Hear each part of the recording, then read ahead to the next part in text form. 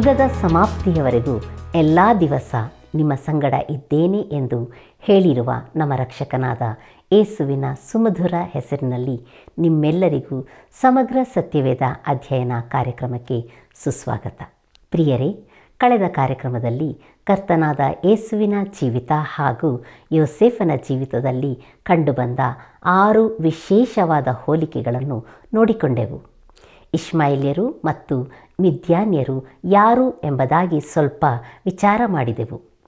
ಯೋಸೇಫನು ದಾಸತ್ವದಲ್ಲಿ ಮಾರಲ್ಪಟ್ಟದ್ದು, ಯಹೂದನ ಪಾಪ ಹಾಗೂ ಅವಮಾನ ಎಂಬ ಮುಖ್ಯ ವಿಷಯಗಳನ್ನು ಅಧ್ಯಯನ ಮಾಡಿದೆವು. ನಮ್ಮ ಅಧ್ಯಯನದಿಂದ ನಾವು ಅನೇಕ ಪಾಠಗಳನ್ನು ಕಲಿಯುತ್ತಾ ಇದ್ದೇವೆ. ಈ ದಿನವೂ ಸಹ ಕರ್ತನು ನಮಗೆ ಏನು ಹೇಳುವನೋ ಗಮನವಿಟ್ಟು ಪ್ರಾರ್ಥನಾಪೂರ್ವಕವಾಗಿ ಕೇಳೋಣ. ನಿತ್ಯ ಜೀವಕ್ಕೆ ಹೋಗುವ ಬಾಗಲು ಇಕ್ಕಟ್ಟು, ದಾರಿ ಬಿಕ್ಕಟ್ಟು, ಅದನ್ನು ಕಂಡುಹಿಡಿಯುವವರು ಸ್ವಲ್ಪ ಜನ ಎಂಬುದಾಗಿ ಹೇಳಿದಂಥ ನಮ್ಮ ರಕ್ಷಕನಾದ ಯೇಸು ಕ್ರಿಸ್ತನ ಅತಿ ಅಮೂಲ್ಯವಾದ ನಾಮದಲ್ಲಿ ನಿಮ್ಮನ್ನು ವಂದಿಸುತ್ತಾ ಇಂದಿನ ಸತ್ಯವೇದ ಅಧ್ಯಯನಕ್ಕೆ ಬಹು ಪ್ರೀತಿಯಿಂದ ಸ್ವಾಗತಿಸುತ್ತೇನೆ. ಇಂದು ನಾವು ಆದಿಕಾಂಡ ಪುಸ್ತಕ 38ನೇ ಅಧ್ಯಾಯ 12ನೇ ವಚನದಿಂದ 39ನೇ ಅಧ್ಯಾಯದ 9ನೇ ವಚನದವರೆಗೆ ಧ್ಯಾನ ಮಾಡಿಕೊಳ್ಳೋಣ. ನಮ್ಮ ಇಂದಿನ ಧ್ಯಾನವನ್ನು ಆರಂಭಿಸುವ ಹಾಗೆ ದಯಮಾಡಿ ನಿಮ್ಮ ಸತ್ಯವೇದದಲ್ಲಿ ಆದಿಕಾಂಡ ಪುಸ್ತಕ 38ನೇ ಅಧ್ಯಾಯ 12 ಮತ್ತು 13ನೇ ವಚನಗಳನ್ನು ನನ್ನೊಂದಿಗೆ ಗಮನಿಸಿರಿ. ಅಲ್ಲಿ ನಾವು ಹೀಗೆ ನೋಡುತ್ತೇವೆ: ಬಹಳ ದಿನಗಳಾದ ಮೇಲೆ ಯಹೂದನ ಹೆಂಡತಿಯಾಗಿದ್ದ ಶೂಗನ ಮಗಳು ತೀರಿ ಹೋದಳು. ಯಹೂದನು ತನಗೆ ದುಃಖ ಶಮನವಾದ ಮೇಲೆ ತನ್ನ ಕುರಿಗಳ ಉಣ್ಣೆ ಕತ್ತರಿಸುವವರ ಬಳಿಗೆ ತನ್ನ ಸ್ನೇಹಿತನಾದ ಹೀರಾ ಎಂಬ ಅದುಲ್ಲಾಮೆನ ಜೊತೆಯಲ್ಲಿ ಗಟ್ಟಾ ಹತ್ತಿ ತಿಮ್ನಾ ಊರಿಗೆ ಹೋದನು. ಮಾವನು ತನ್ನ ಕುರಿಗಳ ಉಣ್ಣೆ ಕತ್ತರಿಸುವುದಕ್ಕೋಸ್ಕರ ತಿಮ್ನಾ ಊರಿಗೆ ಹೋಗುತ್ತಾನೆಂಬ ವರ್ತಮಾನವು ತಾಮಾರಳಿಗೆ ತಿಳಿದು ಬಂತು ಎಂಬುದಾಗಿ. ಕರ್ತನಲ್ಲಿ ಪ್ರಿಯ ದೇವಜನರೇ, ಯಹೂದನು ಅದಲ್ಲಾಮೂರಿನವನಾದ ಹೀರಾ ಎಂಬವನ ಜೊತೆಯಲ್ಲಿ ವ್ಯವಹಾರದಲ್ಲಿ ಇದ್ದಾನೆ ಎಂಬುದಾಗಿ ನಾವು ಮುಂಚಿತವಾಗಿ ನೋಡಿಕೊಂಡೆವು. ಈಗ ಕುರಿಗಳಿಗೆ ಸಂಬಂಧಿಸಿದಂಥ ವ್ಯವಹಾರದಲ್ಲಿ ಹೀರಾ ಎಂಬವನೊಂದಿಗೆ ತನ್ನನ್ನು ತೊಡಗಿಸಿಕೊಂಡಿದ್ದಾನೆಂಬುದು ಸಹಜವಾಗಿ ತಿಳಿದು ಬರುತ್ತದೆ. ಅವರು ಕುರಿಗಳನ್ನು ಸಾಕುತ್ತಿದ್ದರು ಮತ್ತು ಬಹುಶಃ ಇಬ್ಬರು ಜೊತೆಯಾಗಿ ಪ್ರಚಂಡವಾದ ಹಿಂಡನ್ನು ಹೊಂದಿರಬಹುದು. ಈಗ ಉಣ್ಣೆ ಕತ್ತರಿಸುವುದಕ್ಕಾಗಿ ಯಹೂದನು ಅಲ್ಲಿಗೆ ಹೋಗುತ್ತಾ ಇದ್ದಾನೆ. ಈ ನಡುವೆ ತಾಮಾರಳು ತನ್ನ ತವರ ಮನೆಯಲ್ಲಿ ಕಾದುಕೊಂಡು ಕೂತಿದ್ದಾಳೆ. ಯಹೂದನು ಬಹುಶಃ ತನಗೆ ಶಲಹನನ್ನು ಕೊಡಲಿಕ್ಕಿಲ್ಲ ಎಂಬ ಮುಕ್ತಾಯದ ಹಂತಕ್ಕೆ ಆಕೆಯೂ ಬಂದಿರುತ್ತಾಳೆ.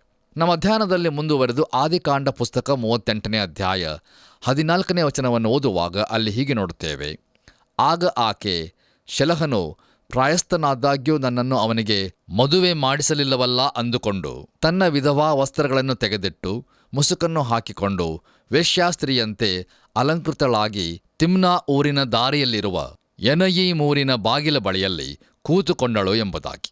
ಕರ್ತನಲ್ಲಿ ನನ್ನ ಪ್ರಿಯ ಆತ್ಮೀಯ ಬಂಧುಗಳೇ, ಈ ವಾಕ್ಯ ಭಾಗದ ಮೂಲಕ ನಾವು ತಿಳಿದುಕೊಳ್ಳುವುದೇನೆಂದರೆ, ಈಗ ಯಹೂದನು ತನ್ನ 3ನೇ ಮಗನಾದ ಶಲಹನನ್ನು ತಾಮಾರಳಿಗೆ ಕೊಡಲು ಉದ್ದೇಶಿಸುತ್ತಾ ಇಲ್ಲ. ಆದ್ದರಿಂದ ತಾಮಾರಳು ಪ್ರತಿಕ್ರಿಯೆಯನ್ನು ವ್ಯಕ್ತಪಡಿಸುತ್ತಾ ಇದ್ದಾಳೆ. ಆಕೆಯು ತನ್ನ ವಿಧವಾ ವಸ್ತ್ರಗಳನ್ನು ತೆಗೆದಿಟ್ಟು ತನ್ನನ್ನು ಅಲಂಕರಿಸಿಕೊಂಡು ಮುಸುಕು ಹಾಕಿಕೊಂಡು ಊರ ಬಾಗಿಲಲ್ಲಿ ಕೂತುಕೊಳ್ಳುತ್ತಾ ಇದ್ದಾಳೆ. ಮುಂದುವರಿದು ನಾವು ಆದಿಕಾಂಡ ಪುಸ್ತಕ 38ನೇ ಅಧ್ಯಾಯ 15 ಮತ್ತು 16ನೇ ವಚನಗಳನ್ನು ಓದಿಕೊಳ್ಳುವಾಗ ಇದು ಒಂದು ಕಪ್ಪಾದ ಚಿತ್ರಣವನ್ನು, ಅಸಹ್ಯವಾದ ಕಥೆಯನ್ನು ನಮ್ಮ ಮುಂದೆ ತೋರಿಸುವಂಥದ್ದಾಗಿರುತ್ತದೆ. ಪ್ರಿಯರೇ, ದಯಮಾಡಿ ಗಮನಿಸಿರಿ. ಯಹೂದನು ಮುಂಚೆ ಕಾನಾನ್ಯನಾದ ಶೂಗನ ಮಗಳನ್ನು ವರೆಸಿಕೊಂಡಿದ್ದನು. ಈಗ ಅದೇ ಸಂಗತಿಯನ್ನು ತಾಮಾರಳೊಂದಿಗೆ ಮಾಡುತ್ತಾ ಇದ್ದಾನೆ. ಊರ ಬಾಗಿಲಲ್ಲಿ ಕೂತಿರುವವಳು ವೇಶ್ಯೆಯಾಗಿರುವಳು ಎಂದು ಯಹೂದನು ಅಂದುಕೊಂಡು ಆಕೆಯನ್ನು ವರಿಸಿದನು ಮತ್ತು ಯಹೂದನ ಉಪಯೋಗವನ್ನು ಪಡೆಯುವುದಕ್ಕೆ ಇದು ಸದವಕಾಶವೆಂದುಕೊಂಡ ಆಕೆಯು ಅದನ್ನು ಮಾಡಿ ಮುಗಿಸಿದಳು. ನಮ್ಮ ಧ್ಯಾನದಲ್ಲಿ ಮುಂದುವರೆದು ಆದಿಕಾಂಡ ಪುಸ್ತಕ 38ನೇ ಅಧ್ಯಾಯ 17ರಿಂದ 20 ವಚನಗಳನ್ನು ಓದುವುದರ ಮೂಲಕ ನಾವು ತಿಳಿದುಕೊಳ್ಳುವುದೇನೆಂದರೆ, ಈಗ ಯಹೂದನು ಆ ವೇಶ್ಯೆಯನ್ನು ಹುಡುಕುವುದಕ್ಕಾಗಿ ತನ್ನ ಸ್ನೇಹಿತನನ್ನು ಕಳುಹಿಸಿರುತ್ತಾನೆ ಎಂಬುದಾಗಿ. ಈಗ ದಯಮಾಡಿ ನಿಮ್ಮ ಸತ್ಯವೇದದಲ್ಲಿ ಆದಿಕಾಂಡ ಪುಸ್ತಕ 38ನೇ ಅಧ್ಯಾಯ 21ರಿಂದ 24 ವಚನಗಳನ್ನು ನನ್ನೊಂದಿಗೆ ಗಮನಿಸಿರಿ. ಅಲ್ಲಿ ನಾವು ಹೀಗೆ ನೋಡುತ್ತೇವೆ: ಅವನು ಅವಳ ಊರಿನವರನ್ನು ಎನಯೀಮಿನ ಸಮೀಪದಲ್ಲಿ ದಾರಿ ಬಳಿಯಲ್ಲಿ ಕೂತಿದ್ದ ದೇವದಾಸಿ ಎಲ್ಲಿರುವಳು ಎಂದು ಕೇಳಿದ್ದಕ್ಕೆ ಅವರು ಎಲ್ಲಿ ಯಾವ ದೇವದಾಸಿಯೂ ಇಲ್ಲ ಅಂದರು. ಅವನು ಯಹೂದನ ಬಳಿಗೆ ಹಿಂದಿರುಗಿ ಬಂದು, ನಾನು ಅವಳನ್ನು ಕಾಣಲಿಲ್ಲ ಮತ್ತು ವಿಚಾರಿಸಿದಾಗ ಆ ಊರಿನವರು ಅಲ್ಲಿ ಯಾವ ದೇವದಾಸಿಯೂ ಇಲ್ಲವೆಂದರು ಎಂದು ತಿಳಿಸಿದನು. ಅದಕ್ಕೆ ಯಹೂದನು, ಇನ್ನು ಹಾಸ್ಯಕ್ಕೆ ಗುರಿಯಾದೆವು.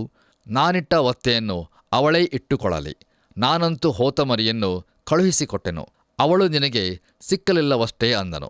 ಸುಮಾರು 3 ತಿಂಗಳಾದ ಮೇಲೆ ಯಹೂದನು ತನ್ನ ಸೊಸೆಯಾದ ತಾಮಾರಳು ವ್ಯಭಿಚಾರದಿಂದ ಬಸುರಾಗಿದ್ದಾಳೆ ಎಂಬ ವರ್ತಮಾನವನ್ನು ತಿಳಿದು ಅವಳನ್ನು ಹೊರಗೆ ತಂದಿರಿ, ಸುಡಬೇಕಾಗಿದೆ ಎಂದು ಹೇಳಿದನು ಎಂಬುದಾಗಿ. ಕರ್ತನಲ್ಲಿ ನನ್ನ ಪ್ರಿಯ ಸಹೋದರ ಸಹೋದರಿಯರೇ, ಈ ವಾಕ್ಯ ಭಾಗವನ್ನು ಓದುವಾಗ ಇಲ್ಲಿ ಹಳೆಯ ದ್ವಿಪ್ರಮಾಣವನ್ನು ನಾವು ನೋಡುತ್ತಾ ಇದ್ದೇವೆ. ದೇವರು ಇಂಥ ಸಂಗತಿಗಳನ್ನು ಸಮ್ಮತಿಸುವುದಿಲ್ಲ. ನೋಡಿರಿ, ಇಂತಹ ಸಂಗತಿಗಳು ದೇವರ ವಾಕ್ಯದಲ್ಲಿ ಬರೆಯಲ್ಪಟ್ಟಿರುತ್ತವೆ, ಆದರೆ ಅವುಗಳನ್ನು ಆತನು ಸಮ್ಮತಿಸುತ್ತಾನೆ ಎಂಬುದು ಅದರ ಅರ್ಥವಾಗಿರುವುದಿಲ್ಲ. ಪ್ರಿಯರೇ, ದಯಮಾಡಿ ಗಮನಿಸಿರಿ. ಈಗ ದೇವರ ಜನರು ಕಾನಾನ್ಯರ ಹಾಗೆ ವರ್ತಿಸುತ್ತಾ ಇದ್ದಾರೆ. ನೋಡಿರಿ, ಯಹೂದನು ಹೇಳಲಾಗದಂಥ ಕೆಟ್ಟ ರೀತಿಯಲ್ಲಿ ವರ್ತಿಸುತ್ತಾ ಇದ್ದಾನೆ. ಇಲ್ಲಿ ವಾಸ್ತವಿಕವಾದ ಸಂಗತಿ ಏನೆಂದರೆ, ಅವನು ತನ್ನಲ್ಲಿರುವ ಪಾಪವನ್ನು ನೋಡಿಕೊಳ್ಳದೆ ಬೇರೆಯವರಲ್ಲಿರುವ ಪಾಪವನ್ನು ಬಹುಬೇಗನೆ ಕಂಡುಹಿಡಿಯುತ್ತಾ ಇದ್ದಾನೆ. ನಾತಾನನು ಎಂಬ ಪ್ರವಾದಿಯು ದಾವೀದನ ಬಳಿಗೆ ಬಂದು ಒಂದು ಚಿಕ್ಕ ಕುರಿಮರಿಯನ್ನು ಹೊಂದಿರುವ ಒಬ್ಬ ಬಡವನ ಕಥೆಯನ್ನು ಹೇಳುತ್ತಾನೆ. ಶ್ರೀಮಂತನೊಬ್ಬನು ಬಂದು ಅದನ್ನು ಆ ಬಡವನಿಂದ ತೆಗೆದುಕೊಂಡು ಹೋದನು ಎಂಬುದಾಗಿ ನಾತಾನನು ಹೇಳಿದಾಗ ಆ ಶ್ರೀಮಂತನನ್ನು ಖಂಡಿಸಲು ದಾವೀದನು ಬಹುಬೇಗನೆ ಮುಂದಾದನು. ಪ್ರಿಯರೇ, ದಾವೀದನು ಸಹ ನಮ್ಮ ವಾಕ್ಯ ಭಾಗದಲ್ಲಿ ನೋಡುವಂತೆ ಯಹೂದನ ಹಾಗೆ ಪ್ರತಿಕ್ರಿಯಿಸಿದನು. ಆ ಶ್ರೀಮಂತನು ಕೊಲ್ಲಲ್ಪಡಬೇಕು ಎಂಬುದು ದಾವೀದನ ಬಯಕೆಯಾಗಿತ್ತು. ನಂತರ ದಾವೀದನೇ ಆ ಶ್ರೀಮಂತ ವ್ಯಕ್ತಿಯಾಗಿರುವನು ಎಂಬುದಾಗಿ ನಾತಾನನು ಘೋಷಿಸುತ್ತಾನೆ. ಕರ್ತನಲ್ಲಿ ಪ್ರಿಯರೇ, ದಯಮಾಡಿ ಗಮನಿಸಿರಿ. ಅನೇಕ ಸಾರಿ ಇತರರ ಜೀವಿತದಲ್ಲಿರುವ ಪಾಪವು ನಮಗೆ ಸ್ಪಷ್ಟವಾಗಿ ಕಾಣಿಸುತ್ತದೆ, ಆದರೆ ನಮ್ಮಲ್ಲಿರುವ ಪಾಪವು ನಮಗೆ ಕಾಣಿಸುವುದೇ ಇಲ್ಲ. ದಯಮಾಡಿ ಆಲೋಚಿಸಿ ನೋಡಿರಿ. ಮುಂದೆ ನಾವು ತಾಮಾರಳು ತನ್ನ ಮಾವನ ಎದುರಿಗೆ ತರಲ್ಪಟ್ಟದ್ದನ್ನು ನೋಡುತ್ತೇವೆ. ನಮ್ಮ ಧ್ಯಾನದಲ್ಲಿ ಮುಂದುವರೆದು ಆದಿಕಾಂಡ ಪುಸ್ತಕ 38ನೇ ಅಧ್ಯಾಯ 25ನೇ ವಚನವನ್ನು ಓದುವಾಗ ಅಲ್ಲಿ ಹೀಗೆ ಬರೆದದೆ: ಅವರು ಆಕೆಯನ್ನು ಹೊರಕ್ಕೆ ತಂದಾಗ ಆಕೆ ತನ್ನ ಮಾವನಿಗೆ ಆ ಒತ್ತೆ ಸಾಮಾನುಗಳನ್ನು ಕಳುಹಿಸಿ, ಇವು ಯಾವನವೋ ಆ ಮನುಷ್ಯನಿಂದಲೇ ನಾನು ಬಸುರಾಗಿದ್ದೇನೆ. ಮುದ್ರೆ, ದಾರ, ಕೋಲು ಇವುಗಳ ಗುರುತನ್ನು ತಿಳಿಯಬಹುದು ಎಂದು ಹೇಳಿದಳು ಎಂಬುದಾಗಿ. ಕರ್ತನಲ್ಲಿ ಪ್ರಿಯ ದೇವಜನರೇ, ಯಹೂದನು ತಾಮಾರಳನ್ನು ಸುಡಬೇಕೆಂಬ ಉದ್ದೇಶದಿಂದ ಬಂದಿದ್ದನು. ಆದರೆ ತಾಮಾರಳಾದರೋ ಯಹೂದನು ತನ್ನ ಬಳಿಯಲ್ಲಿ ಇಟ್ಟಿದ್ದ ಒತ್ತೆಯ ವಸ್ತುಗಳನ್ನು ತೋರಿಸಿ, ಈ ವಸ್ತುಗಳು ಯಾರಿಗೆ ಸಂಬಂಧಿಸಿರುತ್ತವೆಯೋ ಅವನೇ ನನ್ನ ಮಗುವಿನ ತಂದೆ ಎಂಬುದಾಗಿ ಹೇಳುತ್ತಾ ಇದ್ದಾಳೆ. ಅವುಗಳನ್ನು ನೋಡಿದ ಯಹೂದನು ಆ ವಸ್ತುಗಳು ತನ್ನವೇ ಎಂದು ಒಪ್ಪಿಕೊಳ್ಳಬೇಕಾಯಿತು. ಪ್ರಿಯರೇ, ಹಾಗೆಯೇ ಮುಂದುವರಿದು ನಾವು 26ನೇ ವಚನವನ್ನು ಓದುವಾಗ ಅಲ್ಲಿ ಹೀಗೆ ನೋಡುತ್ತೇವೆ: ಯಹೂದನು ಅವುಗಳ ಗುರುತನ್ನು ತಿಳಿದು, ನಾನು ನನ್ನ ಮಗನಾದ ಶಲಹನನ್ನು ಆಕೆಗೆ ಮದುವೆ ಮಾಡಿಸಲಿಲ್ಲವಾದ್ದರಿಂದ ಆಕೆ ನನಗಿಂತಲೂ ನ್ಯಾಯವಾಗಿ ನಡೆದಳು ಎಂದು ಹೇಳಿದನು. ಅವನು ತಿರುಗಿ ಆಕೆಯ ಸಹವಾಸವನ್ನು ಮಾಡಲಿಲ್ಲ ಎಂಬುದಾಗಿ. ಕರ್ತನಲ್ಲಿ ನನ್ನ ಪ್ರಿಯ ಆತ್ಮೀಯ ಬಂಧುಗಳೇ, ಯಹೂದನಿಗೂ ಸಹ ಇದು ಅಸಹ್ಯಕರವಾಗಿ ಕಂಡುಬಂದಿತು. ಆದರೆ ಯಹೂದನು ಹೇಗೆ ಕಾನಾನ್ಯರ ಕೆಲವು ಪದ್ಧತಿಗಳನ್ನು ತನ್ನ ಜೀವಿತದಲ್ಲಿ ಒಳಪಡಿಸಿಕೊಂಡಿದ್ದನು ಎಂಬುದನ್ನು ಈ ಘಟನೆಯ ಮೂಲಕ ನಾವು ಕಂಡುಕೊಳ್ಳಬಹುದು. ಪ್ರಿಯರೇ, ಇಲ್ಲಿ ನಮಗೊಂದು ಆತ್ಮೀಕ ಪಾಠವಿರುತ್ತದೆ. ಅದೇನೆಂದರೆ, ಇಂದಿನ ಸಂತತಿಯವರಿಗೆ ಸುವಾರ್ತೆಯನ್ನು ಹೇಳಲು ಬಯಸುವುದಾದರೆ ಅವರೊಂದಿಗೆ ಸಂಪರ್ಕಿಸಲು ನಾವು ಅವರ ಮಟ್ಟಕ್ಕೆ ಇಳಿದು ಹೋಗಬೇಕಾಗುತ್ತದೆ ಎಂಬುದಾಗಿ ಅನೇಕರು ಹೇಳಿರುವುದನ್ನು ನಾವು ಕೇಳಿರಬಹುದು. ಆದರೆ ಸಾಕ್ಷಿಯನ್ನು ಹೇಳಲು ದೇವರು ಎಂದಿಗೂ ಆ ಒಂದು ವಿಧಾನವನ್ನು ಉಪಯೋಗಿಸಿರುವುದಿಲ್ಲ. ನೋಡಿರಿ, ಎಲ್ಲ ಪರಿಸ್ಥಿತಿಯ ಅಡಿಯಲ್ಲಿಯೂ ದೇವರು ತನ್ನ ಜನರನ್ನು ಉನ್ನತವಾದಂಥ ಸ್ಥಳದಲ್ಲಿ ಇರಲು ಉದ್ದೇಶಿಸಿರುತ್ತಾನೆ. ಪ್ರಿಯರೇ, ಇಂದು ದೇವರ ಮಕ್ಕಳು ಅಥವಾ ದೇವರ ಜನರು ಎಂಬುದಾಗಿ ಕರೆಯಲ್ಪಟ್ಟವರು ದೇವರ ವಾಕ್ಯವನ್ನು ನೀಡಿ ಅದಕ್ಕೆ ತಕ್ಕಂತೆ ಜೀವಿಸುವವರಾದರೆ ದೇವರು ಖಂಡಿತವಾಗಿಯೂ ಅವರ ಸಾಕ್ಷಿಯನ್ನು ಪರಿಣಾಮಕಾರಿಯಾಗಿ ಮಾಡುತ್ತಾನೆ. ನಮ್ಮ ಧ್ಯಾನವನ್ನು ಮುಂದುವರಿಸಿ ಆದಿಕಾಂಡ ಪುಸ್ತಕ 38ನೇ ಅಧ್ಯಾಯ 27ರಿಂದ 30 ವಚನಗಳನ್ನು ಓದುವಾಗ ಅಲ್ಲಿ ಹೀಗೆ ನೋಡುತ್ತೇವೆ: ತಾಮಾರಳಿಗೆ ಹೆರಿಗೆ ಕಾಲ ಬಂದಾಗ ಆಕೆ ಗರ್ಭದಲ್ಲಿ ಅವಳಿ ಮಕ್ಕಳಿರುವುದು ಕಂಡುಬಂತು. ಆಕೆಯು ಹೆರುವಾಗ ಮಗುವು ಕೈಚಾಚಲು ಸೂಲಗಿತ್ತಿಯು ಇದು ಮೊದಲಾಗಿ ಬಂದದ್ದು ಎಂದು ಹೇಳಿ ಅದರ ಕೈಗೆ ಕೆಂಪು ನೂಲನ್ನು ಕಟ್ಟಿದಳು. ಅದು ಕೈಯನ್ನು ಹಿಂದಕ್ಕೆ ತೆಗೆಯಲು ಅದರೊಡನೆ ಇದ್ದ ಮತ್ತೊಂದು ಶಿಶುವು ಹೊರಗೆ ಬಂದಿತು. ಸೂಲಗಿತ್ತಿಯು ಇದನ್ನು ಕಂಡು, ನೀನು ಛೇದಿಸಿಕೊಂಡು ಬಂದದ್ದೇನು ಎಂದು ಹೇಳಿದ್ದರಿಂದ ಅದಕ್ಕೆ ಪೆರೆಚ್ ಎಂದು ಹೆಸರಾಯಿತು. ತರುವಾಯ ಕೈಗೆ ಕೆಂಪು ನೂಲು ಕಟ್ಟಿಸಿಕೊಂಡ ಶಿಶುವು ಹುಟ್ಟಿತು. ಅದಕ್ಕೆ ಜೆರಹ ಎಂದು ಹೆಸರಾಯಿತು ಎಂಬುದಾಗಿ. ಕರ್ತನಲ್ಲಿ ನನ್ನ ಪ್ರಿಯ ಸಹೋದರ ಸಹೋದರಿಯರೇ, ಈಗ ನಾವು ಮತ್ತಾಯನು ಬರೆದ ಸುವಾರ್ತೆ 1ನೇ ಅಧ್ಯಾಯ 2 ಮತ್ತು 3ನೇ ವಚನಗಳನ್ನು ಓದಿಕೊಳ್ಳುವಾಗ ಅಲ್ಲಿ ಹೀಗೆ ನೋಡುತ್ತೇವೆ. ಅಬ್ರಹಾಮನು ಈಸಾಕನನ್ನು ಪಡೆದನು, ಈಸಾಕನು ಯಾಕೋಬನನ್ನು ಪಡೆದನು, ಯಾಕೋಬನು ಯಹೂದನನ್ನು ಅವನ ಅಣ್ಣ ತಮ್ಮಂದಿರನ್ನು ಪಡೆದನು, ಯಹೂದನು ಪೆರೇಚನನ್ನು ಜೆರಹನನ್ನೂ ಪಡೆದನು, ಪೆರೇಚನು ಹೆಚ್ರೋನನನ್ನು ಪಡೆದನು ಎಂಬುದಾಗಿ. ಕರ್ತನಲ್ಲಿ ಪ್ರಿಯರೇ, ನಾವು ಹಾಗೆಯೇ ಮುಂದುವರಿದು ಅದೇ ಅಧ್ಯಾಯದ 16ನೇ ವಚನಕ್ಕೆ ಬರುವಾಗ ಅಲ್ಲಿ ಹೀಗೆ ನೋಡುತ್ತೇವೆ. ಯಾಕೋಬನು ಮರಿಯಳ ಗಂಡನಾದ ಯೋಸೇಫನನ್ನು ಪಡೆದನು, ಈ ಮರಿಯಳಲ್ಲಿ ಕ್ರಿಸ್ತನೆಂಬ ಯೇಸು ಹುಟ್ಟಿದನು ಎಂಬುದಾಗಿ. ಕರ್ತನಲ್ಲಿ ಪ್ರಿಯರೇ, ಮಾಂಸಧಾರಿಯಾದ ಕ್ರಿಸ್ತನು ಯಹೂದ ಮತ್ತು ತಾಮಾರಳ ಸಂತತಿಯಲ್ಲಿ ಬರಬೇಕಾದದ್ದು ಬಹು ಆಶ್ಚರ್ಯಕರವಾದ ಸಂಗತಿಯಾಗಿರುತ್ತದೆ. ನೋಡಿರಿ, ಆತನು ಮಾನವನಾಗಿ ಮಾನವ ಕುಟುಂಬದಲ್ಲಿ ಬಂದಾಗ ಪಾಪಮಯ ಸಂತತಿಯಲ್ಲಿ ಬಂದನು. ಕೊರಿಂಥದವರಿಗೆ ಬರೆದ 2ನೇ ಪತ್ರಿಕೆ 5ನೇ ಅಧ್ಯಾಯ 21ನೇ ವಚನದಲ್ಲಿ ನಾವು ಹೀಗೆ ನೋಡುತ್ತೇವೆ. ನಾವು ಆತನಲ್ಲಿ ದೇವರಿಗೆ ಸಮರ್ಪಕರಾದ ನೀತಿ ಸ್ವರೂಪಿಗಳಾಗುವಂತೆ ದೇವರು ಪಾಪಜ್ಞಾನವಿಲ್ಲದ ಆತನನ್ನು ನಮಗೋಸ್ಕರ ಪಾಪ ಸ್ವರೂಪಿಯಾಗ ಮಾಡಿದನು ಎಂಬುದಾಗಿ. ಕರ್ತನಲ್ಲಿ ನನ್ನ ಪ್ರಿಯ ಆತ್ಮೀಯ ಸ್ನೇಹಿತರೆ, ನಿಶ್ಚಯವಾಗಿ ಯಹೂದನು ಕಾನಾನ್ಯರ ಮಟ್ಟಕ್ಕೆ ಇಳಿದು ಹೋಗಿದ್ದನು. ಕಾನಾನ್ಯರ ಪಾಪಮಯ ಜೀವಿತವನ್ನು ಯಹೂದನಲ್ಲಿ ನಾವು ಕಾಣಬಹುದಾಗಿತ್ತು. ಆದರೆ ಅವನ ಪಾಪಮಯ ಸಂತತಿಯ ಮೂಲಕ ನಮ್ಮ ಕರ್ತನಾದ ಯೇಸು ಕ್ರಿಸ್ತನು ಈ ಲೋಕದಲ್ಲಿ ಮಾನವನಾಗಿ ಜನಿಸಿ ಬಂದನು. ದೇವರಿಗೆ ಸ್ತೋತ್ರವಾಗಲಿ. ಇಲ್ಲಿಗೆ ಪ್ರಿಯರೇ, ಆದಿಕಾಂಡ ಪುಸ್ತಕದ 38ನೇ ಅಧ್ಯಾಯದ ಧ್ಯಾನವು ಮುಕ್ತಾಯವಾಯಿತು. ಈಗ ನಾವು ಆದಿಕಾಂಡ ಪುಸ್ತಕದ 39ನೇ ಅಧ್ಯಾಯದ ಕಡೆಗೆ ನಮ್ಮ ಗಮನವನ್ನು ಹರಿಸೋಣ. ಪ್ರಿಯರೇ, ಈ ಅಧ್ಯಾಯದ ಮುಖ್ಯ ಪ್ರಸ್ತಾಪವು ಪೋಟೀಫರ ಮನೆಯಲ್ಲಿ ಮೇಲ್ವಿಚಾರಕನು ಪೋಟೀಫರನ ಹೆಂಡತಿಯಿಂದ ಶೋಧಿಸಲ್ಪಟ್ಟದ್ದು, ನಂತರ ವಿರುದ್ಧವಾಗಿ ಯೋಜಿಸಲ್ಪಟ್ಟದ್ದು ಮತ್ತು ಯೋಸೇಫನು ಸೆರೆಯಲ್ಲಿ ಇಡಲ್ಪಟ್ಟದ್ದು ಎಂಬಿವುಗಳೇ. ಕರ್ತನಲ್ಲಿ ನನ್ನ ಪ್ರಿಯ ಸಹೋದರ ಸಹೋದರಿಯರೇ, ಯಹೂದ ಎಂಬ ಮನುಷ್ಯನ ಅಸಹ್ಯವಾದ ಕಥೆಯನ್ನು 38ನೇ ಅಧ್ಯಾಯದಲ್ಲಿ ಧ್ಯಾನಿಸಿದ ನಂತರ ಈಗ ಪುನಃ ನಾವು ಯೋಸೇಫನ ಕಥೆಗೆ ಹಿಂತಿರುಗುತ್ತಾ ಇದ್ದೇವೆ. ನೋಡಿರಿ, ಇಲ್ಲಿ ಯೋಸೇಫನು ಯಹೂದನಿಗಿಂತ ಸಂಪೂರ್ಣವಾಗಿ ವಿಭಿನ್ನನಾಗಿದ್ದಾನೆ ಎಂಬುದನ್ನು ನಾವು ಕಂಡುಕೊಳ್ಳಲಿದ್ದೇವೆ. ಯೋಸೇಫನ ಅಣ್ಣಂದಿರ ಹಗೆತನ ಮತ್ತು ದ್ವೇಷದಿಂದಾಗಿ ಅವನು ಈಗ ದಾಸತ್ವಕ್ಕೆ ಮಾರಲ್ಪಟ್ಟು ಐಗುಪ್ತ ದೇಶವನ್ನು ಸೇರಿರುತ್ತಾನೆ. ಪ್ರಿಯರೇ, ಯೋಸೇಫನು ಹೆಚ್ಚು ಕಡಿಮೆ ಒಬ್ಬ ದುರ್ದೈವದ ಹುಡುಗನಾಗಿ ಕಂಡುಬರುತ್ತಾ ಇದ್ದಾನೆ.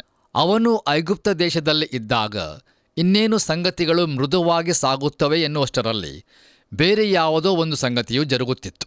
ಅದು ಯೋಸೇಫನಿಗೆ ನೋಡುವುದಕ್ಕೆ ಬಹು ಕಷ್ಟಕರವಾಗಿ ಕಂಡುಬಂದಾಗ್ಯೂ ಒಂದು ಉದ್ದೇಶದಿಂದಲೇ ಸಂಭವಿಸುತ್ತಾ ಇತ್ತು. ಪ್ರಿಯರೇ, ದಯಮಾಡಿ ಗಮನಿಸಿರಿ. ಹಳೆಯ ಒಡಂಬಡಿಕೆಯಲ್ಲಿ ಯೋಸೇಫನನ್ನು ಬಿಟ್ಟರೆ ಇನ್ನಾರ ಜೀವಿತದಲ್ಲಿಯೂ ದೇವರ ಉದ್ದೇಶವು ಬಹುಸ್ಪಷ್ಟವಾಗಿ ಕಾರ್ಯಗತವಾಗುವುದನ್ನು ನಾವು ಕಾಣುವುದಿಲ್ಲ. ಅವನ ಜೀವಿತದ ಪ್ರತಿಯೊಂದು ವಿವರದಲ್ಲಿಯೂ ದೇವರ ಒದಗಿಸುವಿಕೆಯನ್ನು ಸ್ಪಷ್ಟವಾಗಿ ನಾವು ಕಾಣಬಹುದು. ಆದರೆ ಪ್ರಿಯರೇ, ದೇವರು ನೇರವಾಗಿ ಕಾಣಿಸಿಕೊಳ್ಳದೇ ಇರುವ ಮೂಲ ಪಿತೃಗಳಲ್ಲಿ ಯೋಸೇಫನು ಒಬ್ಬನಾಗಿರುತ್ತಾನೆ. ನೋಡಿರಿ, ದೇವರು ಅಬ್ರಹಾಮನಿಗೆ, ಈಸಾಕನಿಗೆ ಮತ್ತು ಯಾಕೋಬನಿಗೆ ನೇರವಾಗಿ ಕಾಣಿಸಿಕೊಂಡನು, ಆದರೆ ಯೋಸೇಫನಿಗೆ ಕಾಣಿಸಿಕೊಳ್ಳಲಿಲ್ಲ. ಹೀಗಿರುವಾಗಲೂ ಅವನ ಜೀವಿತದಲ್ಲಿ ಕಂಡುಬರುವ ದೇವರ ಮಾರ್ಗದರ್ಶನವು ಇತರರಿಗಿಂತಲೂ ಬಹುಸ್ಪಷ್ಟವಾಗಿ ಕಂಡುಬರುತ್ತದೆ. ರೋಮಾಪುರದವರಿಗೆ ಬರೆದ ಪತ್ರಿಕೆ 8ನೇ ಅಧ್ಯಾಯ 28ನೇ ವಚನದಲ್ಲಿ ನಾವು ಹೀಗೆ ನೋಡುತ್ತೇವೆ. ಇದಲ್ಲದೆ ದೇವರ ಸಂಕಲ್ಪದ ಮೇರೆಗೆ ಕರೆಯಲ್ಪಟ್ಟು ಆತನನ್ನು ಪ್ರೀತಿಸುವವರ ಹಿತಕ್ಕಾಗಿ ಎಲ್ಲ ಕಾರ್ಯಗಳು ಅನುಕೂಲವಾಗುತ್ತವೆ ಎಂದು ನಮಗೆ ಗೊತ್ತದೆ ಎಂಬುದಾಗಿ. ಅದನ್ನು ಯೋಸೇಫನು ತನ್ನ ತಂದೆಯಾದ ಯಾಕೋಬನ ಮರಣದ ನಂತರ ಸ್ವತಃ ತನ್ನ ಮಾತಿನಲ್ಲಿಯೇ ಹೀಗೆ ಹೇಳಿರುತ್ತಾನೆ. ಅದನ್ನು ನಾವು ಆದಿಕಾಂಡ ಪುಸ್ತಕ 50ನೇ ಅಧ್ಯಾಯ 20ನೇ ವಚನದಲ್ಲಿ ಹೀಗೆ ನೋಡುತ್ತೇವೆ. ನೀವಂತೂ ನನಗೆ ಕೇಡಾಗಬೇಕೆಂದು ಎಣಿಸಿದ್ದೀರಿ, ಆದರೆ ದೇವರು ಮೇಲಾಗಬೇಕೆಂದು ಸಂಕಲ್ಪಿಸಿದನು. ಈಗ ಅನುಭವಕ್ಕೆ ಬಂದ ಪ್ರಕಾರವೇ ಅನೇಕ ಪ್ರಾಣಿಗಳಿಗೆ ಸಂರಕ್ಷಣೆ ಉಂಟಾಗುವಂತೆ ಮಾಡಿದನು ಎಂಬುದಾಗಿ. ಕರ್ತನಲ್ಲಿ ಪ್ರಿಯ ಆತ್ಮೀಯ ಬಂಧುಗಳೇ, ನಮ್ಮ ಜೀವಿತಗಳಲ್ಲಿಯೂ ಸಹ ಕರ್ತನು ತಾನು ಪ್ರೀತಿಸುವವನನ್ನೇ ಶಿಕ್ಷಿಸುತ್ತಾನೆ, ತಾನು ಸೇರಿಸಿಕೊಳ್ಳುವ ಪ್ರತಿಯೊಬ್ಬ ಮಗನನ್ನು ಹೊಡೆಯುತ್ತಾನೆ ಎಂಬ ವಾಸ್ತವಾಂಶವನ್ನು ಗಣನೆಗೆ ತೆಗೆದುಕೊಳ್ಳುವ ಅವಶ್ಯಕತೆ ಇರುತ್ತದೆ. ನಾವು ದೇವರ ಮಕ್ಕಳಾಗಿ ಆತನ ಚಿತ್ತದಲ್ಲಿ ಇರುವವರಾಗಿದ್ದರೆ ಆತನ ಅನುಮತಿ ಇಲ್ಲದೆ ಯಾವುದೊಂದು ನಮ್ಮ ಬಳಿಯಲ್ಲಿ ಬರುವುದಿಲ್ಲ ಎಂಬ ಭರವಸೆಯನ್ನು ನಾವು ದೇವರಲ್ಲಿ ಹೊಂದಬಹುದು. ನೋಡಿರಿ, ದೇವರು ತನ್ನನ್ನು ಪ್ರೀತಿಸುವವರ ಹಿತಕ್ಕಾಗಿ ಎಲ್ಲವನ್ನೂ ಒಳ್ಳೆಯದಾಗಿಯೇ ಮಾಡುತ್ತಾನೆ ಮತ್ತು ನಮಗೆ ಬರುವ ದುರದೃಷ್ಟಕರವಾದಂಥ ಸಂಗತಿಗಳು ಮನನೋವುಗಳು ಮತ್ತು ಸಂಕಷ್ಟಗಳು ಅವು ನಮ್ಮ ಒಳ್ಳೆಯದಕ್ಕಾಗಿ ಮತ್ತು ಆತನ ಮಹಿಮೆಗಾಗಿ ಇರುತ್ತವೆ. ಕರ್ತನಲ್ಲಿ ಪ್ರಿಯರೇ, ದೇವರ ಪ್ರತಿಯೊಂದು ಮಗುವಿನ ಸುತ್ತಲೂ ಒಂದು ಬೇಲಿ ಇರುತ್ತದೆ ಮತ್ತು ದೇವರ ಅನುಮತಿ ಇಲ್ಲದೆ ಯಾವುದೊಂದು ಅದರ ಮೂಲಕ ಹಾದು ಬರಲು ಸಾಧ್ಯವಾಗುವುದಿಲ್ಲ. ನೋಡಿರಿ, ಸೈತಾನನು ಯೋಬನನ್ನು ಶೋಧಿಸಲು ಬಯಸಿದಾಗ ಅವನು ದೇವರಿಗೆ ಹೇಳಿದಂಥ ಮಾತು ನಮ್ಮ ನೆನಪಿನಲ್ಲಿ ಇದೆಯಲ್ಲವೇ? ಅದನ್ನು ನಾವು ಯೋಬನ ಪುಸ್ತಕ 1ನೇ ಅಧ್ಯಾಯ 10ನೇ ವಚನದಲ್ಲಿ ಹೀಗೆ ನೋಡುತ್ತೇವೆ: ನೀನು ಅವನಿಗೂ ಅವನ ಮನೆಗೂ ಅವನ ಎಲ್ಲ ಸ್ವಾಸ್ಥ್ಯಕ್ಕೂ ಸುತ್ತಮುತ್ತಲೂ ಬೇಲಿಯನ್ನು ಹಾಕಿದ್ದೀಯಲ್ಲ ಎಂಬುದಾಗಿ. ಕರ್ತನಲ್ಲಿ ಪ್ರಿಯರೇ, ದಯಮಾಡಿ ಗಮನಿಸಿರಿ. ನಮ್ಮನ್ನು ಶೋಧಿಸಲು ಸೈತಾನನು ಅನುಮತಿಯನ್ನು ಪಡೆದರೂ ಎಲ್ಲ ಸಂಗತಿಗಳು ನಮ್ಮ ಒಳ್ಳೆಯದಕ್ಕಾಗಿಯೇ ಸಂಭವಿಸುತ್ತವೆ ಎಂಬುದನ್ನು ನಾವು ಎಂದಿಗೂ ಮರೆಯಬಾರದು. ರೋಮಾಪುರದವರಿಗೆ ಬರೆದ ಪತ್ರಿಕೆ 8ನೇ ಅಧ್ಯಾಯ 28ನೇ ವಚನವು ಆಯಾಸಗೊಂಡ ಹೃದಯಕ್ಕೆ ಮೃದುವಾದ ತಲೆಗೆಂಬಾಗಿರುತ್ತದೆ ಎಂದು ಡಾಕ್ಟರ್ ಟರೆ ಎಂಬುವರು ಹೇಳಿರುತ್ತಾರೆ. ಕರ್ತನಲ್ಲಿ ಪ್ರಿಯ ದೇವಜನರೇ, ಯೋಸೇಫನ ಜೀವಿತದ ಮತ್ತೊಂದು ಅಂಶವು ದೇವರ ಪ್ರತಿಯೊಂದು ಮಗುವಿಗೂ ಉತ್ತೇಜನವಾಗಿರಬೇಕು. ಅದು ಯಾವುದೆಂದರೆ, ದೇವರು ಯೋಸೇಫನಿಗೆ ನೇರವಾಗಿ ಕಾಣಿಸಿಕೊಳ್ಳದೇ ಹೋದರೂ ಅವನ ಜೀವಿತದಲ್ಲಿ ದೇವರ ನಡೆಸುವಿಕೆಯು ಬಹಳ ನಿಖರವಾಗಿತ್ತು ಎಂಬುದಾಗಿ. ಈಗ ನಾವು 39ನೇ ಅಧ್ಯಾಯದಲ್ಲಿ ಮುಂದುವರಿಯುತ್ತಿರುವ ಹಾಗೆ ಈ ಯವನಸ್ಥನಾದ ಯೋಸೇಫನ ಜೀವಿತವನ್ನು ಅನುಸರಿಸಿ ಅವನಿಗೆ ಏನು ಸಂಭವಿಸುತ್ತದೆ ಎನ್ನುವುದನ್ನು ನೋಡಿಕೊಳ್ಳೋಣ. ಈಗ ದಯಮಾಡಿ ನಿಮ್ಮ ಸತ್ಯವೇದದಲ್ಲಿ ಆದಿಕಾಂಡ ಪುಸ್ತಕ 39ನೇ ಅಧ್ಯಾಯ 1ನೇ ವಚನವನ್ನು ನನ್ನೊಂದಿಗೆ ಗಮನಿಸಿರಿ.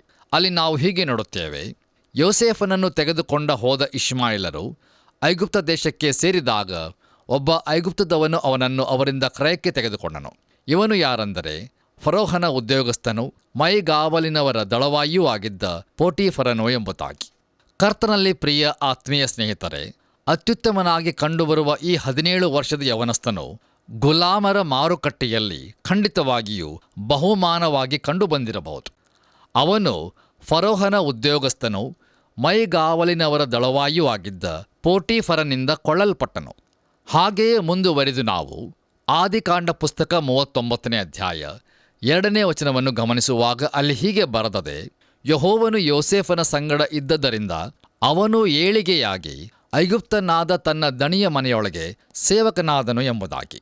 ಕರ್ತನಲ್ಲಿ ನನ್ನ ಪ್ರಿಯ ಸಹೋದರ ಸಹೋದರಿಯರೇ, ಯೋಸೇಫನು ಪೋಟೀಫರನ ಮನೆಯನ್ನು ಸೇರಿದ ಕೂಡಲೇ ದೇವರು ಅವನೊಂದಿಗೆ ಇದ್ದಾನೆ ಎಂಬುದು ಬಹುಸ್ಪಷ್ಟವಾಗಿ ವ್ಯಕ್ತವಾಯಿತು. ಯಾಕೆಂದರೆ ಯೋಸೇಫನು ಆ ಮನೆಗೆ ಬಂದಾಗ ಆ ಮನೆಗೆ ಆಶೀರ್ವಾದವು ಬಂದಿತು. ಮುಂದುವರೆದು ನಾವು 3ನೇ ವಚನವನ್ನು ಓದುವಾಗ ಅಲ್ಲಿ ಹೀಗೆ ನೋಡುತ್ತೇವೆ: ಯೆಹೋವನು ಯೋಸೇಫನ ಸಂಗಡವಿದ್ದು ಅವನು ಮಾಡುವ ಕೆಲಸವನ್ನೆಲ್ಲ ಸಫಲವಾಗುವಂತೆ ಮಾಡುತ್ತಾನೆಂದು ಅವನ ದಣಿಯು ತಿಳಿದು ಎಂಬುದಾಗಿ.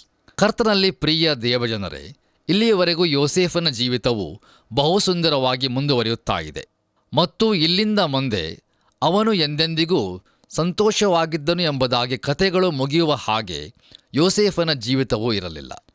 ಹೌದು ಪ್ರಿಯರೇ, ಒಬ್ಬ ದೇವರ ಮಗುವು ಈ ಲೋಕದಲ್ಲಿ ಶೋಧನೆಯನ್ನು, ಸಂಕಷ್ಟವನ್ನು, ತೊಂದರೆಗಳನ್ನು ಎದುರಿಸಬೇಕಾಗಿರುತ್ತದೆ.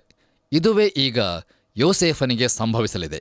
ನಮ್ಮ ಧ್ಯಾನದಲ್ಲಿ ಮುಂದುವರೆದು ಆದಿಕಾಂಡ ಪುಸ್ತಕ 39ನೇ ಅಧ್ಯಾಯ 4ನೇ ವಚನವನ್ನು ಓದುವಾಗ ಅಲ್ಲಿ ಹೀಗೆ ನೋಡುತ್ತೇವೆ: ಅವನ ಮೇಲೆ ದಯೆಯಿಟ್ಟು ಅವನನ್ನು ಸ್ವಂತ ಸೇವಕನನ್ನಾಗಿ ನೇಮಿಸಿಕೊಂಡನು. ಇದಲ್ಲದೆ ಆ ದಣಿಯು ಅವನಿಗೆ ತನ್ನ ಮನೆಯಲ್ಲಿ ಪಾರುಪತ್ಯವನ್ನು ಕೊಟ್ಟು ತನ್ನ ಆಸ್ತಿಯನ್ನೆಲ್ಲ ಅವನ ವಶಕ್ಕೆ ಒಪ್ಪಿಸಿದನೋ ಎಂಬುದಾಗಿ. ಕರ್ತನಲ್ಲಿ ನನ್ನ ಪ್ರಿಯ ಆತ್ಮೀಯ ಸ್ನೇಹಿತರೆ, ಇದನ್ನು ಒಂದು ನಿಮಿಷ ನಾವು ಆಲೋಚಿಸಿ ನೋಡೋಣ. ಯೋಸೇಫನು ಸೇವೆ ಮಾಡುವಂಥ ರೀತಿಯ ಕಾರಣದಿಂದ ಅವನು ಈಗ ಪೋಟೀಫರನ ಮನೆಯ ಭೌತಿಕ ವಸ್ತುಗಳ ಜವಾಬ್ದಾರಿಕೆಯ ನಿರ್ವಹಣೆಯ ಸ್ಥಾನಕ್ಕೆ ಏರಿಸಲ್ಪಟ್ಟಿರುತ್ತಾನೆ. ಪೋಟೀಫರನು ಎಲ್ಲ ವಿಷಯದಲ್ಲಿಯೂ ಯೋಸೇಫನನ್ನು ನಂಬಿದನು.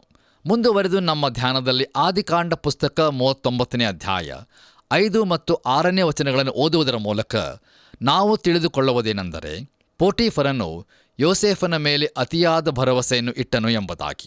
ನೋಡಿರಿ ಪ್ರಿಯರೇ, ಪೋಟೀಫರನು ಯೋಸೇಫನನ್ನು ಎಷ್ಟು ನಂಬಿದ್ದನೆಂದರೆ ಅವನಿಂದ ಯಾವ ಲೆಕ್ಕವನ್ನು ಎಂದಿಗೂ ಕೇಳಲಿಲ್ಲ. ಹೌದು ಪ್ರಿಯರೇ, ಅವನು ಈ ಯವನಸ್ಥನ ಸಮಗ್ರತೆಯನ್ನು ನಂಬಿದನು. ಪೋಟೀಫರನು ತಾನು ಫರೋಹನಿಗೆ ತಾನು ಉತ್ತಮ ಅಧಿಕಾರಿ ಎಂಬುದನ್ನು ತೋರಿಸಿಕೊಡಬೇಕಾಗಿರುವುದರಿಂದ ಅದೊಂದೇ ಅವನ ಆಲೋಚನೆಯಾಗಿತ್ತು. ಆದ್ದರಿಂದ ತನ್ನ ವೈಯಕ್ತಿಕ ಎಲ್ಲ ಸಂಗತಿಗಳನ್ನು ಯೋಸೇಫನು ನಿರ್ವಹಿಸುವಂತೆ ಬಿಟ್ಟು ಬಿಟ್ಟಿದ್ದನು. ಬನ್ನಿರಿ ಪ್ರಿಯರೇ, ನಮ್ಮ ಧ್ಯಾನದಲ್ಲಿ ಮುಂದುವರೆದು ಈಗ ಯೋಸೇಫನಿಗೆ ಏನು ಸಂಭವಿಸಲಿದೆ ಎಂಬುದನ್ನು ನಾವು ನೋಡಿಕೊಳ್ಳೋಣ. ದಯಮಾಡಿ ನಿಮ್ಮ ಸತ್ಯವೇದದಲ್ಲಿ ಆದಿಕಾಂಡ ಪುಸ್ತಕ 39ನೇ ಅಧ್ಯಾಯ 7ನೇ ವಚನವನ್ನು ನನ್ನೊಂದಿಗೆ ಗಮನಿಸಿರಿ. ಅಲ್ಲಿ ಹೀಗೆ ಬರೆದದೆ, ಹೀಗಿರುವಲ್ಲಿ ಅವನ ದಣಿಯ ಹೆಂಡತಿಯು ಅವನ ಮೇಲೆ ಕಣ್ಣು ಹಾಕಿ ತನ್ನೊಡನೆ ಸಂಗಮಕ್ಕೆ ಕರೆದಳು ಎಂಬುದಾಗಿ. ಕರ್ತನಲ್ಲಿ ನನ್ನ ಪ್ರಿಯ ಸಹೋದರ ಸಹೋದರಿಯರೇ, ಪೋಟಿಫರನು ತನ್ನ ಇಡೀ ಮನೆಯ ಜವಾಬ್ದಾರಿಕೆಯನ್ನು ಯೋಸೇಫನ ಕೈಗೆ ವಹಿಸಿದ್ದನು. ಯೋಸೇಫನು ತನ್ನ ಕಾರ್ಯದಲ್ಲಿ ನಿರತನಾದಾಗ ಪೋಟಿಫರನ ಹೆಂಡತಿಯು ಬಹು ಕಾರ್ಯ ಚಟುವಟಿಕೆಯಿಂದ ಯೋಜಿಸುತ್ತಾ ಇದ್ದಳು. ನೋಡಿರಿ, ಯೋಸೇಫನು ಸುಂದರವಾಗಿ ಕಾಣಿಸುವ ಯವನಸ್ಥನಾಗಿದ್ದನು. ಕರ್ತನಲ್ಲಿ ಪ್ರಿಯರೇ, ದಯಮಾಡಿ ಗಮನಿಸಿರಿ. ಅಂದಿನ ದಿನದ ಪದ್ಧತಿಯ ಪ್ರಕಾರ ವಯಸ್ಸಾದ ಪುರುಷರು ಯೌವನ ಪ್ರಾಯದ ಹೆಣ್ಣು ಮಕ್ಕಳನ್ನು ಮದುವೆ ಮಾಡಿಕೊಳ್ಳುತ್ತಿದ್ದರು. ಈಗ ಬಹುಶಃ ಪೋಟಿಫರನು ವೃದ್ಧನಾಗಿದ್ದಿರಬಹುದು. ಆದ್ದರಿಂದ ಅವನ ಹೆಂಡತಿ ಯೋಸೇಫನ ಮೇಲೆ ತನ್ನ ದುಷ್ಟ ಕಣ್ಣುಗಳನ್ನು ಇರಿಸಿದಳು. ಕರ್ತನಲ್ಲಿ ಪ್ರಿಯರೇ, ನಮ್ಮ ಇಂದಿನ ಧ್ಯಾನವನ್ನು ಮುಕ್ತಾಯಗೊಳಿಸುವ ಹಾಗೆ ಕೊನೆಯದಾಗಿ ನಾವು ಆದಿಕಾಂಡ ಪುಸ್ತಕ 39ನೇ ಅಧ್ಯಾಯ 8ನೇ ಮತ್ತು 9ನೇ ವಚನಗಳನ್ನು ಓದಿಕೊಳ್ಳುವಾಗ ಅಲ್ಲಿ ಹೀಗೆ ನೋಡುತ್ತೇವೆ. ಆದರೆ ಅವನು ಒಪ್ಪದೆ ನನ್ನ ದಣಿಯು ತನ್ನ ಆಸ್ತಿಯನ್ನೆಲ್ಲ ನನ್ನ ವಶಕ್ಕೆ ಒಪ್ಪಿಸಿ ನಾನು ಇರುವುದರಿಂದ ಮನೆಯೊಳಗೆ ನಡೆಯುವ ಯಾವ ಕೆಲಸವನ್ನು ಚಿಂತಿಸದೇ ಇದ್ದಾನೆ. ಈ ಮನೆಯಲ್ಲಿ ಅವನು ನನಗಿಂತ ದೊಡ್ಡವನಲ್ಲ. ನೀನು ಅವನ ಧರ್ಮಪತ್ನಿಯಾಗಿರುವುದರಿಂದ ನಿನ್ನನ್ನು ಮಾತ್ರ ನನಗೆ ಅಧೀನ ಮಾಡಲಿಲ್ಲ. ಹೀಗಿರುವಲ್ಲಿ ನಾನು ಇಂಥ ಮಹಾ ದುಷ್ಕೃತ್ಯವನ್ನು ನಡೆಸಿ ದೇವರ ವಿರುದ್ಧವಾಗಿ ಹೇಗೆ ಪಾಪ ಮಾಡಲಿ ಎಂದು ತನ್ನ ದಣಿಯ ಹೆಂಡತಿಗೆ ಉತ್ತರ ಕೊಟ್ಟನೋ ಎಂಬುದಾಗಿ. ಕರ್ತನಲ್ಲಿ ನನ್ನ ಪ್ರಿಯ ಸಹೋದರ ಸಹೋದರಿಯರೇ, ಈ ಎಲ್ಲ ಸಂಗತಿಗಳಲ್ಲಿ ಈ ಯವನಸ್ಥನು ದೇವರನ್ನು ಸೇವಿಸುತ್ತಾ ಇರುವನು ಎಂಬುದನ್ನು ನಾವು ಇಲ್ಲಿ ಗಮನಿಸಬಹುದೋ? ದಯಮಾಡಿ ಆಲೋಚಿಸಿ ನೋಡಿರಿ ಪ್ರಿಯರೇ, ಅವನು ಐಗುಪ್ತ ದೇಶಕ್ಕೆ ಹೋದಾಗ ಅದು ದೇವರು ಅಸಹ್ಯಪಡುವ ಆರಾಧನೆಯಿಂದ ತುಂಬಿಕೊಂಡಿತ್ತು. ಇಂಥ ಒಂದು ದೇಶದಲ್ಲಿ ಯೋಸೇಫನು ನಿಜವಾದ ಜೀವಸ್ವರೂಪನಾದ ದೇವರಿಗಾಗಿ ಸಾಕ್ಷಿಯನ್ನು ಮತ್ತು ತನ್ನ ನೈತಿಕ ಮಟ್ಟವನ್ನು ಉಳಿಸಿಕೊಂಡಿದ್ದನು. ಆ ಸ್ತ್ರೀಯು ಅವನ ಮನವೊಲಿಸಲು ಪ್ರಯತ್ನಿಸುತ್ತಾ ಇದ್ದಾಗ ಯೋಸೇಫನು ಆಕೆಗೆ, ನನ್ನ ದಣಿಯು ನಿನ್ನನ್ನು ಮಾತ್ರ ಬಿಟ್ಟು ತನ್ನ ಆಸ್ತಿಯನ್ನೆಲ್ಲ ನನ್ನ ವಶಕ್ಕೆ ಒಪ್ಪಿಸಿದ್ದಾನೆ, ನೀನಾದರೂ ಅವನ ಹೆಂಡತಿಯಾಗಿದ್ದಿ ಎಂಬುದಾಗಿ ಹೇಳುತ್ತಾ ಇದ್ದಾನೆ. ಪ್ರಿಯರೇ, ಯೋಸೇಫನು ಮದುವೆ ಕುರಿತು ಹೊಂದಿಕೊಂಡಂಥ ಉನ್ನತವಾದ ದೃಷ್ಟಿಕೋನವನ್ನು ನಾವು ಇಲ್ಲಿ ಗಮನಿಸುತ್ತೇವೆ. ಕರ್ತನಲ್ಲಿ ನನ್ನ ಪ್ರಿಯ ಆತ್ಮೀಯ ಬಂಧುಗಳೇ, ದೇವರು ಮಾನವ ಕುಲಕ್ಕೆ ಮದುವೆಯನ್ನು ಕೊಟ್ಟಿರುತ್ತಾನೆ. ಯಾವನಾದರೂ ಮದುವೆಯ ಹರಕೆಗಳನ್ನು ತಿರಸ್ಕಾರದಿಂದ ನೋಡಲು ಆರಂಭಿಸಿದರೆ ಅವನು ದೇವರನ್ನೂ ಸಹ ತಿರಸ್ಕಾರದಿಂದಲೇ ನೋಡಲು ಆರಂಭಿಸುತ್ತಾನೆ.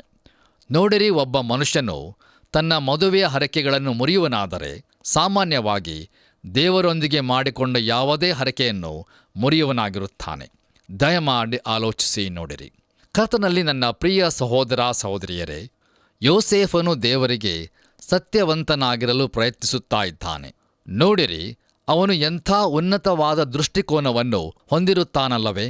ಹೌದು ಪ್ರಿಯರೇ, ನಿಜವಾದ ಜೀವ ಸ್ವರೂಪನಾದ ದೇವರನ್ನು ಸೇವಿಸಲು ಪ್ರಯತ್ನಿಸುತ್ತಿರುವುದರಿಂದ ಅವನು ಎದುರಿಸಲಿರುವ ಸಂಗತಿಯನ್ನು ನಾವು ಮುಂದಿನ ಕಾರ್ಯಕ್ರಮದಲ್ಲಿ ಧ್ಯಾನ ಮಾಡಿಕೊಳ್ಳೋಣ. ನಮ್ಮ ಕರ್ತನಾದ ಯೇಸು ಕ್ರಿಸ್ತನ ಕೃಪೆಯು ಸದಾ ನಿಮ್ಮೊಂದಿಗಿರಲಿ. ಪ್ರೀತಿಯ ದೇವಜನರೇ, ದೇವರಾತ್ಮನು ನಮ್ಮ ಸತ್ಯವೇದ ಅಧ್ಯಯನದ ಮೂಲಕ ನಮಗೆ ಅನೇಕ ಪಾಠಗಳನ್ನು ಕಲಿಸಿದ್ದಾನೆ. ಯೆಹೂದನ ಜೀವಿತದಲ್ಲಿ ನಡೆದ ಸಂಗತಿಗಳನ್ನು ಇಂದು ನೋಡಿಕೊಂಡೆವು. ಪೋಟಿಫರನ ಮನೆಯಲ್ಲಿ ಮೇಲ್ವಿಚಾರಕನು ಪೋಟಿಫರನ ಹೆಂಡತಿಯಿಂದ ಶೋಧಿಸಲ್ಪಟ್ಟದ್ದು, ನಂತರ ವಿರುದ್ಧವಾಗಿ ಯೋಜಿಸಲ್ಪಟ್ಟದ್ದು ಎಂಬ ಪ್ರಸ್ತಾಪಗಳನ್ನು ಅಧ್ಯಯನ ಮಾಡಿದೆವು. ಪ್ರಿಯರೇ, ಯೆಹೂದನು ತನ್ನ ಪಾಪದ ಜೀವಿತದ ಕುರಿತು ಆಲೋಚಿಸದೆ ತಾಮಾರಳಿಗೆ ಶಿಕ್ಷೆ ನೀಡಲು ಆಲೋಚಿಸುತ್ತಾನೆ. ಪ್ರಿಯರೇ, ನಾವು ಇತರರ ಪಾಪಗಳ ಕುರಿತು ಮಾತಾಡುವ ಮುನ್ನ ನಮ್ಮ ಪಾಪಗಳ ಕುರಿತು ಪಶ್ಚಾತ್ತಾಪದಿಂದ ಸ್ವಾಮಿಯ ಹತ್ತಿರ ಬಂದು ಆತನ ಕ್ಷಮೆಗಾಗಿ ಬೇಡಿಕೊಳ್ಳೋಣ. ಕಲ್ವಾರಿಯ ಶಿಲುಬೆಯಲ್ಲಿ ನಮ್ಮ ಶಿಕ್ಷೆಯನ್ನು ಹೊತ್ತು ತೀರಿಸಿ ಪುನರುತ್ಥಾನ ಹೊಂದಿರುವ ಯೇಸು ಕ್ರಿಸ್ತನು ನಿಮ್ಮೆಲ್ಲರನ್ನು ಆಶೀರ್ವದಿಸಲಿ.